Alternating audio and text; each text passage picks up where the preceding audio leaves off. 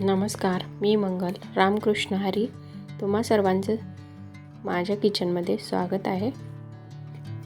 आज एक झटपट होणारी, खूप कमी वेळ लागणारी, खूप कमी वेळेमध्ये तयार होणारी रेसिपी दाखवणार आहे.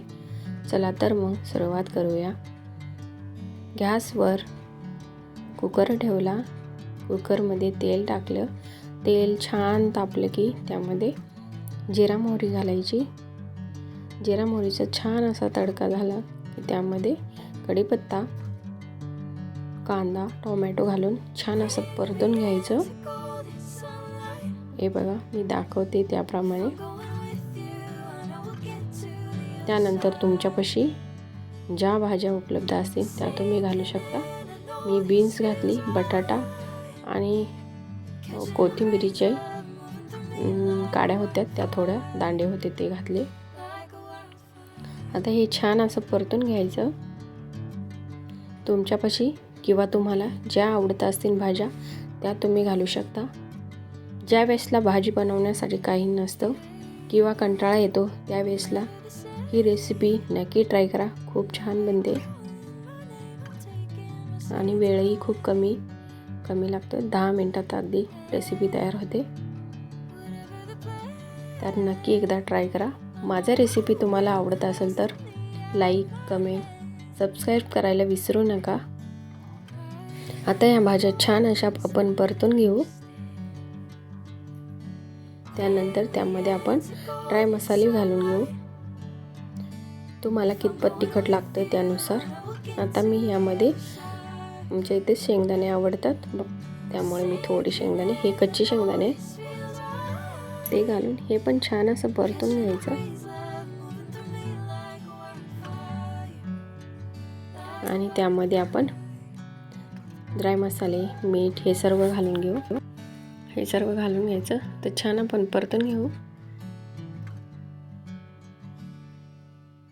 भाज्या करपल्या नाही पाहिजेत त्यासाठी.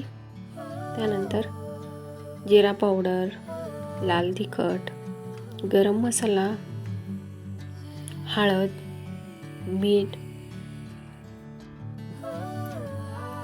हे सर्व मसाले घालून ते सुद्धा छान असे परतून घ्यायचे.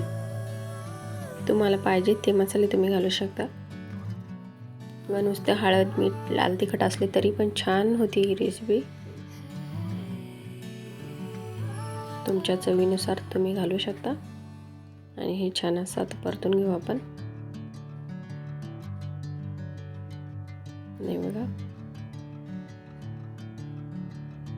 आता आपण ह्यामध्ये गरम केलेलं पाणी घालणार आहोत. हे थोड्या वेळ छान असं परतून घेऊ. त्यानंतर गरम पाणी घालायचं आहे. पाणी हे तुम्हाला कितपत बनवायचे आहे भात त्याप्रमाणे तुम्ही घालू शकता. अंदाज येत नसेल तर पहिले थोडंसंच पाणी घालायचं. आणि आता याला छान अशी उकळी आली पाहिजे. हे बघा,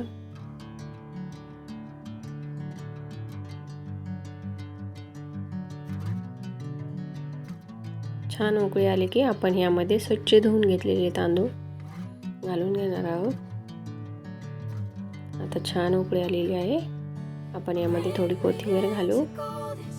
हे बघा, त्यानंतर मिक्स करू. आणि आपण, मी पहिलेच तांदूळ भिजत घातले आहेत अर्धा तास, किंवा नाही घातले तरी चालतात तुमच्यापाशी वेळ नसेल तर. आता यामध्ये आपण हे स्वच्छ धुवून घेतलेले तांदूळ घालून घेऊ. आणि छान असं मिक्स करू. मी काही खूप पाणी घातलेलं नाही, अगदी तांदूळ बुडतीने इतपतच पाणी घालायचं, खूप काही पाणी घालायचं नाही. हे बघा, थोडंसंच तांदळांच्या वर पाणी आलेले. आता आपण कुकरचं झाकण लावून घेऊ. 2 शिट्ट्या झाल्या की छान आपल्या असा मसाले भात, खिचडी भात, काय तुम्हाला बोलायचं ते बोलू शकता. पण खूप कमी वेळ लागतो आणि झटपट होते. तर आपण आता काढून घेऊया आपला भात कसा झालाय, मसाले भात. हे बघा, गरमागरम भात कसा दिसतोय? छान दिसतोय का?